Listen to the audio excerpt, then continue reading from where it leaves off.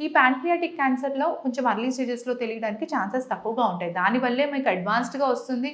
వచ్చిన తర్వాత treatment options అనేవి తగ్గుతున్నాయి. సో ఇంకేం తెలియచ్చు మీకు ప్యాంక్రియాటిక్ క్యాన్సర్లో అంటే నొప్పి, అబ్నార్మల్గా అప్పర్ అబ్డామెన్ పెయిన్. అంటే గ్యాస్ట్రైటిస్ వచ్చినప్పుడు మీకు ఈ పైన కడుపులో రిబ్స్ కింద ఎపిగాస్ట్రియం అంటాం మేము, అక్కడ పెయిన్ వస్తుందన్నమాట.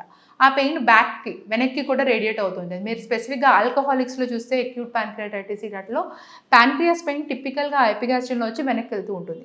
ఇలా అడ్వాన్స్డ్ క్యాన్సర్స్లో పెద్దగా వచ్చినప్పుడు అలాంటి ఇబ్బంది కూడా వస్తుంది, మీకు వెనక్కి వెళ్ళడం అనేది కూడా జరుగుతూ ఉంటుంది.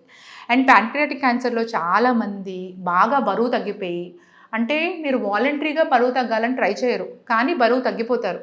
ఆల్మోస్ట్ మీరు చూస్తే ఎవరైనా చూసిన వెంటనే ఏంటి ఇంత బరువు తగ్గావు అన్న ఆ రేంజ్లో డిఫరెన్స్ వచ్చేస్తుంది. అండ్ వీళ్ళకి ఆకలి కూడా బాగా తక్కువ ఉంటుంది, తినబుద్ధి కాదు, అసలు ఆకలే వేయదు. ఇలాంటివి కూడా ప్యాంక్రియాటిక్ క్యాన్సర్ యొక్క ఇండికేషన్స్. అండ్ కొత్తగా న్యూలీ ఆన్సెట్ డయాబెటీస్, కొత్తగా డయాబెటీస్ రావడం 40 years అబౌవ్, ఆర్ ఆల్రెడీ ఉన్న డయాబెటీస్ని సరిగ్గా మేనేజ్ చేయలేకపోవడం. ఆ షుగర్ లెవెల్స్ మేనేజ్ చేయడానికి ఇదివరకు ఒక మెడిసిన్ వాడేవాళ్ళు, ఆ మెడిసిన్స్ పడట్లేదు, ఇంకా ఇంక్రీజ్ చేయాల్సి వస్తుంది. ఇలా న్యూలీ ఆన్సెట్, నేను ఇందాక ప్యాంక్రియాస్ పని షుగర్ మెయింటైన్ చేయడం కూడా అంటున్నాను కదా. సో ఎక్కడైనా వచ్చి దానికి ఏమైనా డ్యామేజ్ జరిగితే ఒక రకమైన క్యాన్సర్లో ఇలా షుగర్ రూపంలో కూడా ప్రెజెంట్ అవుతుంది.